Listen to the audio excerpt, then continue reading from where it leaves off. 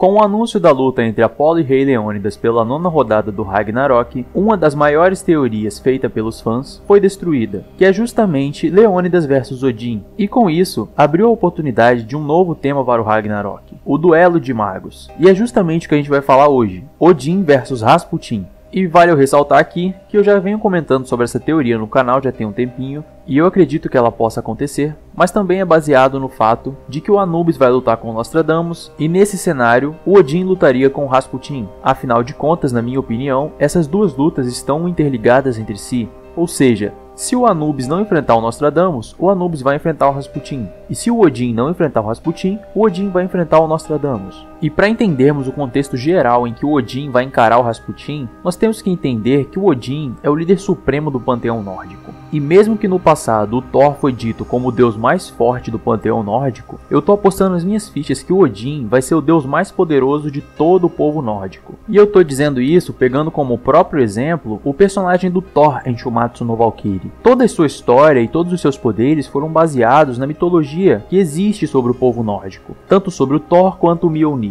Então, se a mitologia se faz presente para o Thor, ela também vai se fazer presente para o Odin. E é com base nisso que nós vamos avaliar os poderes do Odin. Na mitologia nórdica, Odin é descrito como um velho andarilho barbudo, mas ele também é conhecido como um guerreiro feroz, um amante apaixonado, um antigo xamã, um mestre da magia e um mestre dos mortos. E segundo a lenda, Odin teria adquirido sabedoria depois de oferecer um de seus olhos para Mimir, e com isso, ele pôde beber o líquido do poço mágico e adquirir o conhecimento que ele precisava. Agora, se traçarmos um paralelo com a vida de Rasputin, ele foi um místico russo e um autoproclamado homem santo que se aproximou da família do czar Nicolau II e utilizou de toda a sua sabedoria como curandeiro para exercer influência sobre a família do czar. E em seu tempo na corte, ele era visto por alguns russos como um místico, um visionário e um profeta. E é dito na mitologia nórdica que o Odin almejava todo o conhecimento que ele pudesse obter. E já o Rasputin é conhecido por ter sido capaz de prever a sua morte.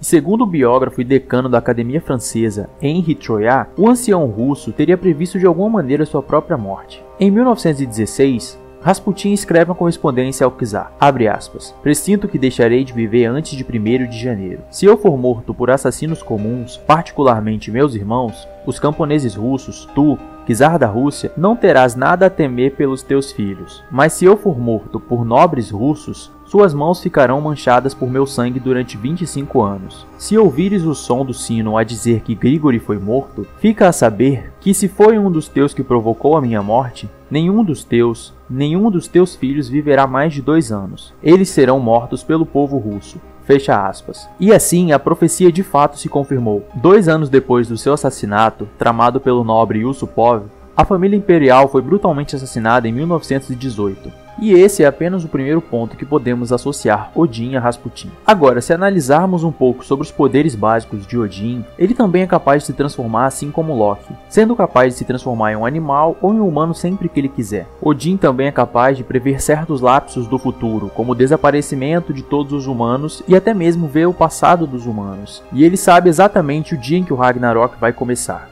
E ele não tem como evitar isso. E além disso, o Odin pode enviar pessoas para a morte ou dar uma doença fatal a elas. E então, se traçarmos outro ponto com Rasputin, ele era conhecido como um curandeiro muito hábil, tendo até mesmo ganhado a alcunha de um místico imortal, devido às várias tentativas de assassinato que ele sofreu e sobreviveu. Portanto, Rasputin já era bem resistente, e quando ele for convocado para lutar no Ragnarok, essa resistência deve continuar como uma de suas principais características na hora de lutar. E agora nós vamos entrar no ponto sobre a magia e poderes sobrenaturais. O Rasputin tinha uma fama muito grande por conta de seus poderes sobrenaturais. Ainda quando ele era criança, ele chamava a atenção dos moradores do vilarejo que acreditavam que ele tinha poderes hipnóticos e até mesmo poderes de cura. E foi justamente essa fama de possuir poderes sobrenaturais que se espalhou pelo Império Russo. E isso fez Rasputin ser procurado pelo czar Nicolau II, que sofria de hemofilia na época. E então Rasputin conseguiu amenizar a doença com os seus conhecimentos de curandeiro. E outros poderes sobrenaturais que diziam que o Rasputin poderia ter seria justamente sua alta resistência, pois nas diversas tentativas de assassinato que ele sofreu, ele já foi envenenado e não morreu, ele levou tiros e não morreu, e existem divergências sobre o motivo da sua morte, mas é dito que em sua última tentativa de assassinato, ele levou um tiro na cabeça, mas na verdade essa não foi a causa de sua morte, pois pois foi encontrado água em seus pulmões. Então, quando ele levou um tiro na cabeça e foi jogado no rio, ele ainda estava vivo. E pelo lado de Odin, ele é conhecido por ser o portador de runas mágicas. E o principal feito com essas runas mágicas é que elas estão impregnadas em sua lança mágica chamada Gungnir.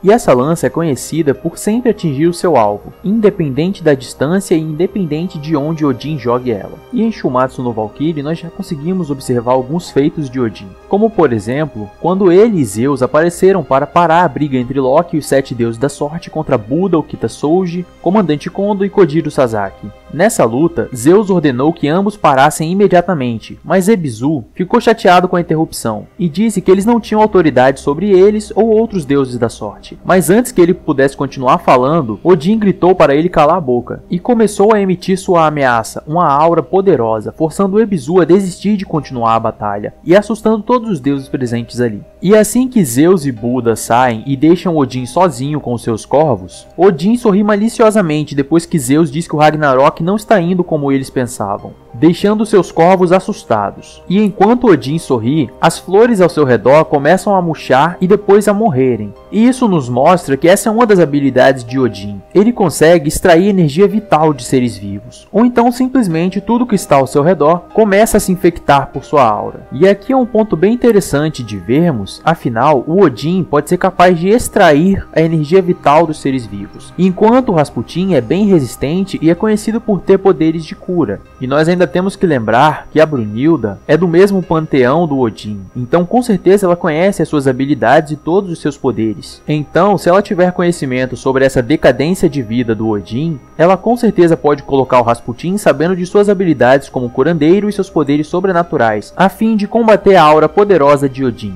E então, essa seria uma batalha entre o mago mais forte dos deuses e o místico mais forte da humanidade. O mago dos deuses que tem conhecimento sobre todo o universo e o místico dos humanos que pode fazer previsões sobre o futuro. O deus que extrai a energia vital dos seres vivos e o humano que é capaz de curar doenças graves. E por último, o deus supremo do panteão nórdico que morrerá ao final do Ragnarok segundo a mitologia nórdica, e o monge russo que é extremamente resistente e tem a alcunha de monge imortal. E assim se dará o duelo de magos entre os deuses e a humanidade em Shumatsu no Valkyrie. E eu espero que você tenha gostado desse vídeo, lembrando sempre que se você curtiu o conteúdo, deixa seu like, se inscreve no canal para dar aquela moral pra gente. Valeu, tamo junto e até os próximos vídeos.